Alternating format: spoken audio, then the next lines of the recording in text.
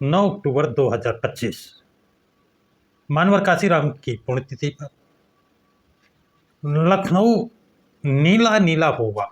विरोधियों के हौसले पस्त हुए, वहीं बसपाइयों के हौसले आसमान छूने लगे। बसपा सुप्रीमो मायावती ने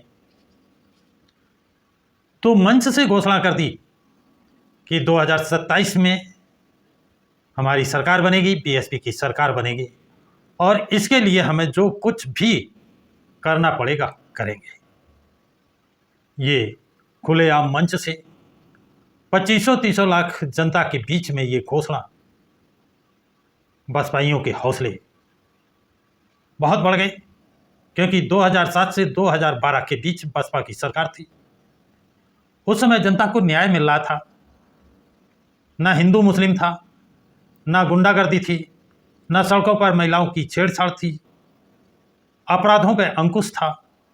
किडनैप, डकैती, लूट, बलात्कार सभी अपराध नियंत्रित थे। लेकिन 2012 में बसपा सरकार की हार और समाजवादी पार्टी की जीत, सरकार बनी। हम उन प्रकरण में नहीं जाना चाहेंगे कि कैसे हार हुई और कैसे जीत हुई या जीत दिलाई गई। समाजवादी पार्टी अपने कारनामों के लिए पहले से प्रसिद्ध है और वो कारनामों में बढ़ोतरी हुई, जनता में त्राही त्राही मची। कुछ लोगों के लिए सुविधाजनक थी, अधिकतर लोगों के लिए त्राहीमाम था। 2017 में समाजवादी पार्टी की हार हुई और बीजेपी की सरकार बनी। बीजेपी का खुलेआम एक एजेंडा है हिंदू मुस्लिम।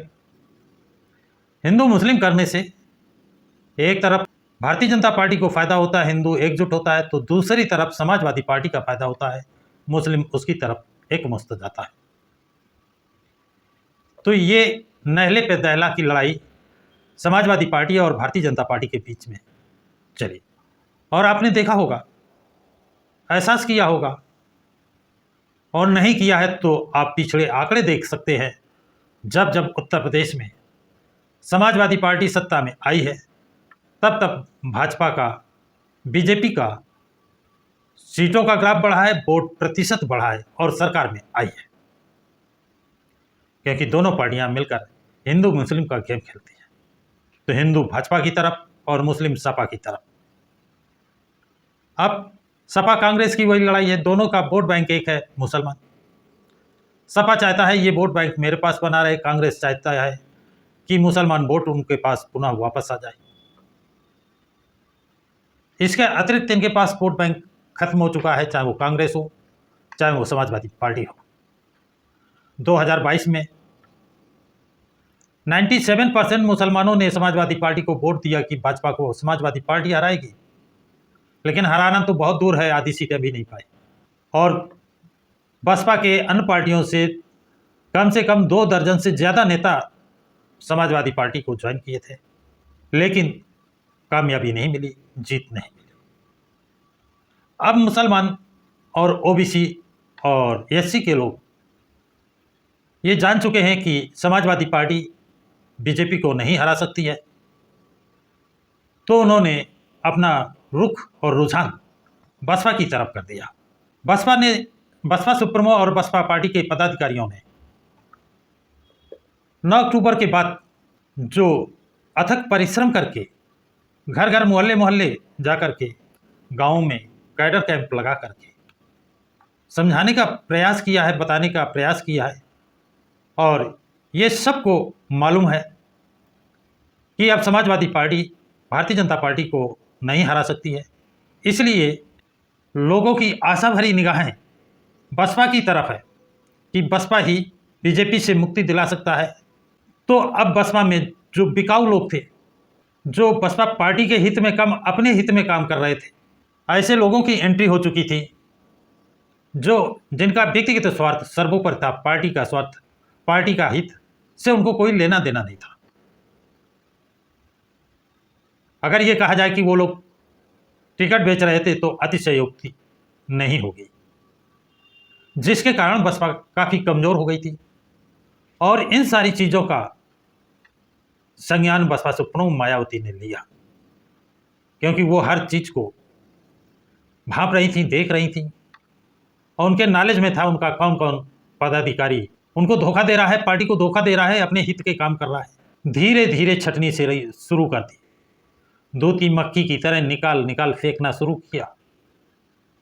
लोग औचक्के हो गए कि ये बसपा सुप्रीमो क्या कर रही हैं। लेकिन बसपा सुप्रीमो तो अपने कामों के लिए, निर्णय लेने के लिए फेमस हैं। जग जाहिर है कि उनकी सरकार बने या न बने, लेकिन उन्हें धोखा देकर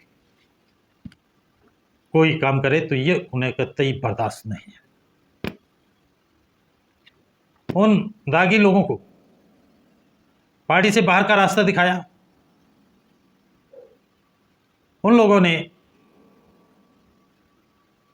पार्टी में पुनः आने का, ईमानदारी सत्यनिष्ठा से काम करने के वादे किए, पुनः लिए गए। उसमें एक अशोक सिद्धार्थ भी है, जिनको पार्टी से बाहर निकाला गया था और कदावर नेता थे, और उनका कद बढ़ गया था जब से उन्होंने अपनी पुत्री की शादी आकाश आनंद से की थी। लेकिन बसपा सुप्रीमो ने उनको पहले भी पार्टी से निकाला और 2 तारीख को अभी बाद में फिर उन्होंने पार्टी विरोधी गतिविधियों में निकाल दिया। अब बसपा सुप्रीमो ने जो ट्वीट किया है वो देखिए क्या है, जानिए। जैसा कि सर्वविदित है कि श्री अशोक सिद्धार्थ पूर्व सांसद को महाराष्ट्र के चुनाव में खासकर पार्टी टिकट के बंटवारे को लेकर बीएसपी महाराष्ट्र प्रदेश अध्यक्ष आदि के साथ सही से तालमेल करके नहीं चलने की वजह से अनुशासनहीनता व दिशा निर्देश का उल्लंघन करने पर पार्टी से निष्कासित कर दिया गया था तथा उन्हें दोबारा पार्टी में इस शर्त के साथ वापस लिया गया था कि वे दोबारा ऐसी गलती नहीं करेंगे और साथ ही उन्हें उत्तर प्रदेश में कहीं पर भी नहीं बल्कि केवल दूसरे राज्यों में ही पार्टी के जनाधार को बढ़ाने की जिम्मेदारी दी जाएगी। इसी में उन्होंने दूसरा पॉइंट जो लिखा है, यानी उनको दोबारा लिया गया था शर्त पर कि उत्तर प्रदेश में काम नहीं दिया जाएगा, दूसरे प्रदेशों में जाकर जनाधार बढ़ाइए। दूसरा कहती हैं, लेकिन उसके बाद जिन भी राज्यों की जिम्मेदारी बीएसपी कोऑर्डिनेटर के रूप में उन्हें दी गई, वहां इन्होंने अपनी जिम्मेदारी को सही से नहीं निभाया। केवल कर्नाटक ही नहीं बल्कि उड़ीसा व पश्चिमी बंगाल, इन राज्यों से भी उनकी अनुशासनहीनता अर्थात पार्टी के दिशा निर्देशों के उल्लंघन की खबरें लगातार आते रहने के फलस्वरूप इनको बार बार चेतावनी देने के बावजूद भी इनमें सुधार नहीं आने की वजह से कल श्री अशोक सिद्धार्थ को पार्टी की सभी जिम्मेदारियों से मुक्त कर दिया गया था। तीसरा पॉइंट देते हैं, लेकिन इसके बाद यूपी में इनके वापस लौटने की खबरें जानबूझकर पार्टी में भ्रम की स्थिति फैलाकर आगामी यूपी विधानसभा आम चुनाव के सघन अभियान को प्रभावित करने का षड्यंत्र है। अतः पार्टी व मूवमेंट के हित में श्री अशोक सिद्धार्थ को आज तत्काल प्रभाव से पार्टी से निष्कासित कर दिया गया है, यानी पार्टी से ही निकाल दिया गया है और अब इन्हें पार्टी में आगे कतई भी वापस नहीं लिया जाएगा। चौथा पॉइंट लिखते हैं, इसी प्रकार श्री रणधीर बेनीवाल निवासी जिला सहारनपुर को बीएसपी कोऑर्डिनेटर के रूप में पंजाब सहित हिमाचल प्रदेश व जम्मू कश्मीर की भी कुछ जिम्मेदारी दी गई थी। उनके विरुद्ध भी अनुशासनहीनता व पार्टी दिशा निर्देशों का उल्लंघन करने की खबरें लगातार आती रही हैं और अब श्री रणधीर सिंह बेनीवाल को भी पार्टी व मूवमेंट के हित के मद्देनजर आज इनको भी तत्काल प्रभाव से पार्टी के से निष्कासित कर दिया गया है। मतलब अशोक सिद्धार्थ को और रणधीर सिंह बेनीवाल दोनों को पार्टी से निकाल दिया गया है।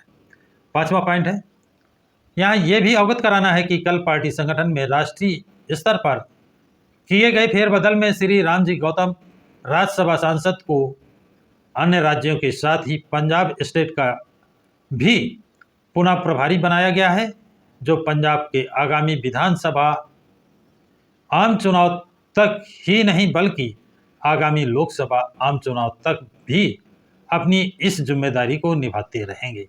यानी विधानसभा का चुनाव नहीं, लोकसभा के चुनाव तक वो इस जिम्मेदारी को निभाएंगे।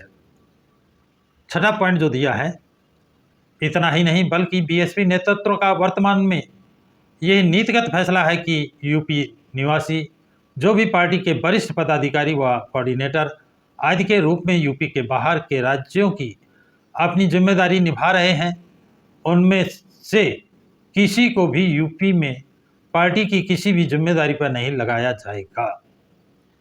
सातवां पॉइंट, साथ ही पार्टी के लोगों को खास तौर पर यह अपील की कि वे ऐसे सभी शरारती व षड्यंत्रकारी तत्वों की पूरी तरह से जरूर सावधान रहे जो उत्तर प्रदेश में पूर्ण बहुमत की अपनी बीएसपी सरकार बनाने के पूरे जिद के साथ लगे अभियान को किसी न किसी बहाने से ध्यान भटकाने अर्थात हानि पहुंचाने का प्रयास करते रहते हैं, तथा मीडिया से भी विशेष अपील है कि वो गरीबों, दलितों, शोषितों, उपेक्षितों आदि की अम्बेडकरवादी पार्टी बीएसपी के विरुद्ध विरोधी पार्टियों के षड्यंत्र का हथियार बनने से अपने आप को जरूर बचाएं, अर्थात मिथ्या एवं गलत तथ्यों को प्रसारित न करें।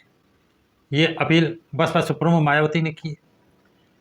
तो साथियों, आप लोग की क्या राय है? अपनी राय कमेंट बॉक्स में जरूर लिखें। सभी साथियों को जय भीम, जय भारत, जय संविधान।